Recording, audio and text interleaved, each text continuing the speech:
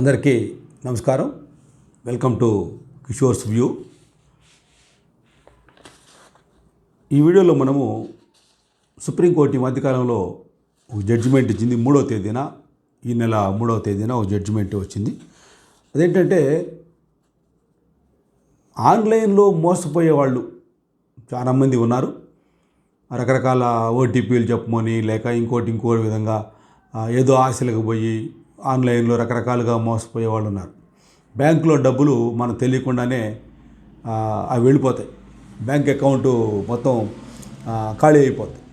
So అటువంటి వాళ్లకు ఇప్పటివరకు అది బ్యాంక్ వాళ్ళు సరిగా విషయాలు చెప్పడం లేదు.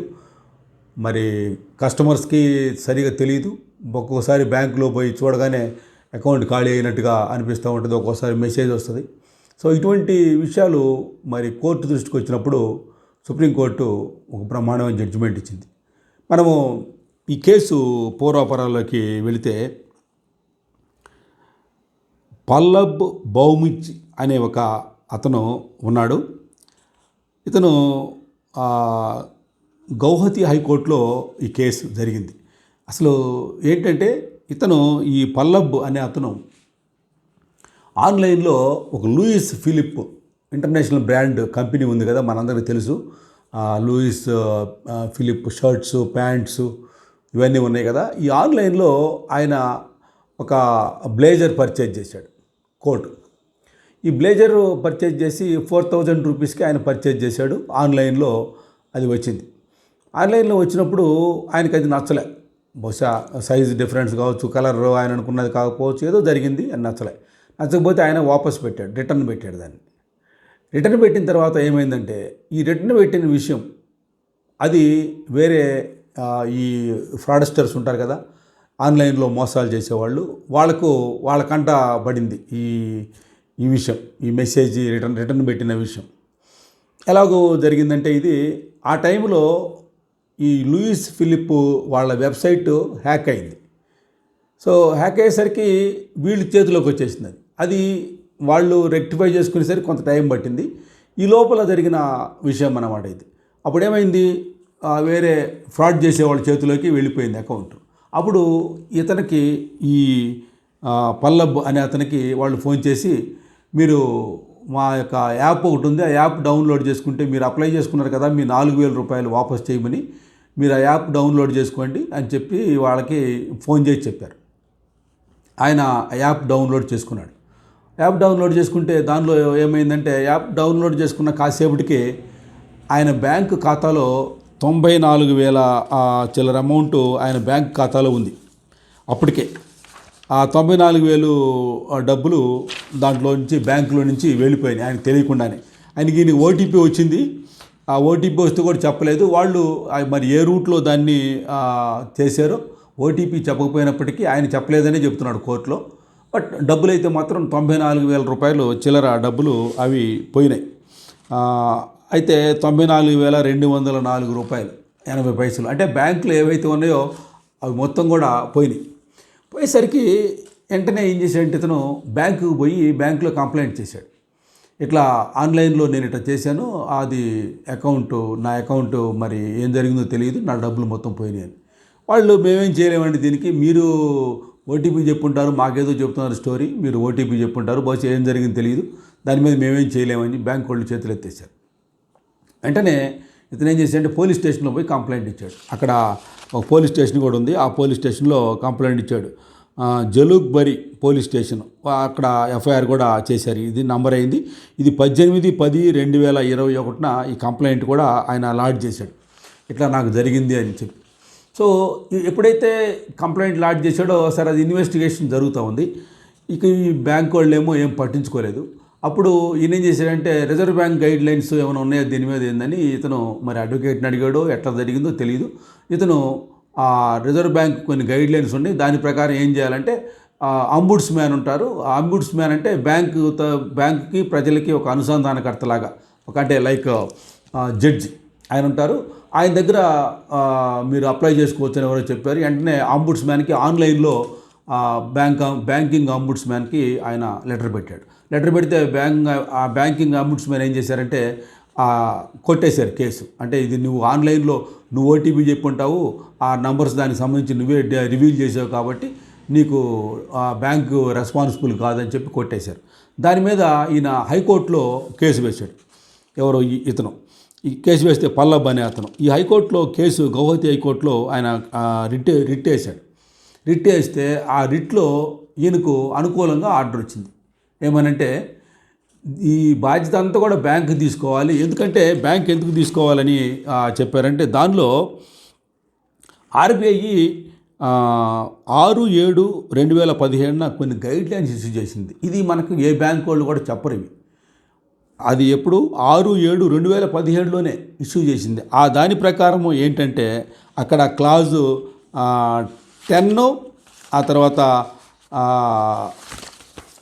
ఆర్బీఐ గైడ్లైన్స్ ప్రకారం క్లాజ్ 10 ఉంది, 8 ఉంది, 8 to 9 ఈ క్లాజెస్ ప్రకారం ఏంటంటే ఇది ఆర్బీఐ వాళ్ళు ఇచ్చిన గైడ్లైన్స్. ఈ గైడ్లైన్స్ ప్రకారం ఏంటంటే ఎవరైనా కానీ ఆన్లైన్లో కనుక మోసపోతే అది ఎవరు తప్పైనా కానివ్వండి, ఈ మోసపోయిన వ్యక్తి ఎవరైతే కస్టమర్ ఉన్నాడో ఈయన కానివ్వండి, లేకపోతే బ్యాంకు వాళ్ళు ఆ డబ్బులు ఒకవేళ పొరపాటున ఎటైనా పోనీయండి, అది నెగ్లిజెన్స్ కానివ్వండి, లేకపోతే ఫ్రాడ్ కానివ్వండి, ఏ విధంగా కానీ అవి కనుక పోతే 3 రోజుల లోపల, కరెక్ట్గా 3 రోజులు టైం పెట్టుకొని 3 రోజుల లోపల మనము బ్యాంకు వాళ్ళకి అప్లై చేయాలి. ఇప్పుడు మనం చెప్పుకున్న కేసులో ఆయన 1 రోజు లోపలే అప్లై చేశాడు. అసలు ఎవరైనా కానీ జనరల్గా ఏంటంటే 3 days లోపల బ్యాంక్ అప్లై చేస్తే మనకు జీరో లయబిలిటీ, అంటే మనకు అసలు మన తప్పు ఏమీ లేదు, మన డబ్బులు మనకు బ్యాంక్ వాళ్ళు ఇవ్వాలి. అది ఈ రిజర్వ్ బ్యాంకు గైడ్లైన్స్లో చెప్తున్నది. ఈ విషయాన్ని ఏ బ్యాంక్ వాళ్ళు జనరల్గా ఎవరికి రివీల్ చేయరు.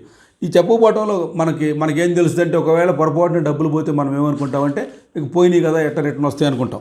ఇక్కడ ఈ కేసులో ఆయన 1 రోజు లోపలే బ్యాంకుకు పోయి ఇమ్మీడియట్గా కంప్లైంట్ చేశాడు. ఆ 3 రోజుల లోపల అంటే 3 days టైం మ్యాక్సిమం టైం కాబట్టి 1 రోజులోనే చేశాడు కాబట్టి ఈయనకి ఇవ్వాలి అని హైకోర్టు ఇచ్చింది. సింగిల్ జడ్జి హైకోర్టులో ఇస్తే ఈ బ్యాంకు వాళ్ళు ఊరుకోరు కదా. బ్యాంకు వాళ్ళు ఏం చేశారు, మళ్ళీ డివిజన్ బెంచ్ ఇద్దరున్న జడ్జీల దగ్గరకు ఆ కేసు మళ్ళీ పెట్టుకున్నారు, రిట్ అప్పీల్ వేశారు. ఈ రిట్ అప్పీలు నంబరు 364/2022 ఈ రిట్ అప్పీల్ నంబర్. ఇది మన గౌహతి హైకోర్టులో వేశారు. ఇది స్టేట్ బ్యాంక్ ఆఫ్ ఇండియా వాళ్ళు జనరల్ మేనేజర్ ఉంటారు కదా, వాళ్ళు వేశారు. ఏజీఎం అసిస్టెంట్ జనరల్ మేనేజర్ వేశారు ఈ పల్లబ్ మీద. వేస్తే ఈ అప్పీల్లో కూడా ఏదైతే కింద జడ్జి గారు సింగిల్ జడ్జి ఏదైతే జడ్జిమెంట్ ఇచ్చాడో అదే కరెక్ట్. ఎందుకంటే వాళ్ళు ఇచ్చిన ఆర్బీఐ గైడ్లైన్స్లోనే అది క్లియర్గా ఉంది. ఇంకా ఏముందంటే ఆ ఆర్బీఐ గైడ్లైన్స్లో మనందరం కూడా తెలుసుకోవాల్సింది ఏంటంటే ఆ ఇన్సూరెన్సు కంపల్సరీగా ప్రతి అకౌంట్కి ఇన్సూరెన్స్ ఉండాలి. ఒకవేళ ఇటువంటి ఫ్రాడ్స్ కనుక ఏదైనా జరిగితే మరి బ్యాంక్ వాళ్ళు డబ్బులు కట్టలేరు కదా. సో ఇన్సూరెన్స్ దగ్గర నుంచి బ్యాంకు క్లెయిమ్ చేసుకుంటుంది. మనకైతే కరెక్ట్గా 10 రోజుల లోపల తప్పు ఎవరిదైనా ఉండేయండి, 10 రోజుల లోపల మనం కంప్లైంట్ ఇచ్చిన తర్వాత 10 రోజులు. ఈ క్లాజ్ 9లో ఇంకొక విషయం కూడా ఉంది. ఒకవేళ సపోజ్ అప్పుడు బ్యాంకు సెలవు అనుకోండి, ఆ టైంలో ఏది మనకి ఇంటిమేషన్ వచ్చింది, ఆ రోజు హ్యాపెన్ టు బి ఆ సెకండ్ సాటర్డే అనుకుందాం, కాసేపు సండే వచ్చింది, అప్పుడేమవుతుంది 2 రోజులు హాలిడేస్ వస్తాయి. ఇప్పుడు కూడా అంతే కదా. ఇప్పుడు దసరా మన సంక్రాంతి సందర్భంగా 3 రోజులు హాలిడేస్ వచ్చినాయి. అలాగూ హాలిడేస్ కనుక వస్తే ఓపెనింగ్ డే ఏదైతే అంటే వర్కింగ్ డే ఏదైతే ఉంటుందో ఇమ్మీడియట్ వర్కింగ్ డే, ఆ రోజు నుంచి 3 రోజుల లోపల మనం కంప్లైంట్ ఇవ్వాలి. అప్పుడు దీనిలో కూడా ఈ క్లాజు 9 ప్రకారం ఏంటంటే ఆ విధంగా కనుక మనం చేస్తే 10 వర్కింగ్ డేస్ లోపల ఇక్కడ ఉంది, on being notified by the customer the bank shall credit shadow reversal the amount involved in unauthorised electronic in transaction to the customer's account within 10 working days from the date of such notification by the customer without waiting for settlement of insurance claim if any. అంటే insurance company ఇస్తుంది తర్వాత ఎప్పుడో ఫ్యూచర్లో మరి ఆ డబ్బులు వస్తాయి, insurance చేసిన డబ్బులు అనేది కాకుండా మనము కంప్లైంట్ ఇచ్చిన 10 రోజుల లోపలే ఎట్టి పరిస్థితుల్లో అంటే 3 రోజులు చూసుకొని ఆ తర్వాత 10 రోజులు అంటే మొత్తం 13 రోజుల లోపల మన అకౌంట్లో డబ్బులు పడిపోతాయి. మన డబ్బులు ఏవైతే మనం పోగొట్టుకున్నామో ఆ డబ్బులు పడిపోతాయి. ఆ తర్వాత ఇన్వెస్టిగేషను కేసు అవంతా తేలుతుంది. వాళ్ళు ఎవరినో పట్టుకుంటారు, ఆన్లైన్లో ఎవరైతే తీసుకున్నారో వాళ్ళని పట్టుకుంటారు. ఇదంతా ప్రాసెస్ జరిగిపోతుంది. కనుక ఈ విషయం మరి ఎప్పుడైతే రిట్ అప్పీల్లో ఎస్బీఐ ఓడిపోయిందో ఇదే ఎస్బీఐ మళ్ళీ ఏం చేసిందంటే సుప్రీంకోర్టులో మళ్ళీ కేసు వేసింది. గవర్నమెంట్ కదా, ఎన్ని డబ్బులైనా పెడతారు వాళ్ళు, కాబట్టి సుప్రీంకోర్టులో కేసు వేశారు. ఇది సుప్రీంకోర్టులో కేసు, ఈ కేసు నంబరు ఎస్ఎల్పి వేసింది. SLP number civil 30677/2024. ఈ కేసు కూడా మరి సుప్రీంకోర్టులో వేసింది. ఈ కేసులో కూడా ఆ రిట్ అప్పీల్లో ఉన్న జడ్జిమెంట్ని కోట్ చేస్తూ మేము ఈ జడ్జిమెంట్ని ఏమి డిస్టర్బ్ చేయట్లేదు, అంటే హైకోర్టులో ఉన్న జడ్జిమెంట్ని మేమేం డిస్టర్బ్ చేయట్లేదు, వాళ్ళు ఏదైతే ఇచ్చారో అది 100% కరెక్ట్, కాబట్టి 3 రోజులు లోపల ఆ కంప్లైంట్ ఆయన ఇచ్చాడు కాబట్టి 10 days లోపల ఆ అకౌంట్లో డబ్బులు వేసేయాల్సిందే అనేది వీళ్ళు కూడా దాన్ని కన్ఫామ్ చేశారు. కనుక మనకి తెలియాల్సిన విషయం ఏంటంటే సుప్రీంకోర్టు మరి ఇంత క్లియర్ కట్గా ఇచ్చిందంటే బేస్ ఏంటంటే ఆర్బీఐ గైడ్ లైన్స్. అది ఎప్పుడు ఇచ్చారు? 2017లో. 2017లో ఇచ్చిన గైడ్ లైన్స్ మనకి ఇంతవరకు తెలియదు. కాబట్టి ఇది అందరూ తెలుసుకోవాలి. ఎవరైతే ఈ ఆన్లైన్లో ఒకవేళ మోసపోయి ఉంటారో, ఒకవేళ ఇప్పుడు 3 రోజుల లోపల ఇవ్వలేదు కంప్లైంట్, అప్పుడు ఇవ్వకపోతే ఏమైందంటే ఆ 4వ రోజు నుంచి ఇవ్వచ్చు. ఆ 4వ రోజు నుంచి ఇస్తే ఏమవుతుందంటే వాళ్ళు ఒక అమౌంట్స్ పెట్టుకున్నారు, ఇంత ఇన్ని రోజుల లోపల నుంచి ఇట్లా అప్లై చేస్తే ఇంత % ఇవ్వాలి, ఆ తర్వాత 7 days దాటితే ఇంత % అంటే రిటర్న్ మనకు చేయాలి అనేది వాళ్ళు గైడ్ లైన్స్ దాంట్లోనే ఆర్బీఐ ఇచ్చిన గైడ్ లైన్స్లోనే ఆ గైడ్ లైన్స్ పెట్టున్నారు. కాబట్టి అంటే బెస్ట్ ఏంటంటే వితిన్ 3 days. ఒకవేళ 3 days దాటిపోతే కనుక అట్లా వరుసగా ఇచ్చుకుంటూ పోతే మనకు అమౌంట్ తగ్గిపోద్ది. కాబట్టి తప్పు ఎవరిదనేది కాదు, ఇక్కడ నెగ్లిజెన్స్ అనే దానికి విషయంకి వచ్చేసరికి ఈ కేసులో మనం చెప్పుకున్న కేసులో అతనిది నెగ్లిజెన్స్ ఏం లేదు, ఇట్ ఈజ్ ఓన్లీ ఫ్రాడ్, క్లియర్గా ఫ్రాడ్ జరిగింది. ఈయన అనవసరంగా యాప్ డౌన్లోడ్ చేసుకోగానే ఈయన అకౌంట్లో ఉన్న డబ్బులన్నీ కూడా వెళ్ళిపోయింది. ఆ తర్వాత కోర్టు ఆర్డర్ ఇచ్చింది కాబట్టి ఆటోమేటిక్గా, మొన్న ఇచ్చింది కాబట్టి ఆటోమేటిక్గా ఆ డబ్బులన్నీ బ్యాంకులో డిపాజిట్ అయిపోతాయి, దానిలో ఏం ప్రాబ్లం లేదు. కనుక మనం తెలుసుకోవాల్సింది ఏంటంటే 3 days లోపల పోయినాయి కదా అని మనం నిరుత్సాహంతో ఏదో అవటం, ఏదో చేసుకోవాలనుకోవటం, లేకపోతే ఫ్రస్ట్రేషన్ తెచ్చుకోవటం ఇవన్నీ కాకుండా ఇమ్మీడియట్గా బ్యాంకును అప్రోచ్ కావాలి, ఇమ్మీడియట్గా పోలీస్ స్టేషన్లో కంప్లైంట్ లాడ్జ్ చేయాలి. ఈ విధంగా చేస్తే మన డబ్బులు మనకు ఎక్కడ పోకుండా సేఫ్టీలో ఉంటాయి. మీకు వీడియో నచ్చితే లైక్ చేయండి, షేర్ చేయండి, సబ్స్క్రైబ్ చేయడం మాత్రం మర్చిపోకండి. అందరికీ నమస్కారం.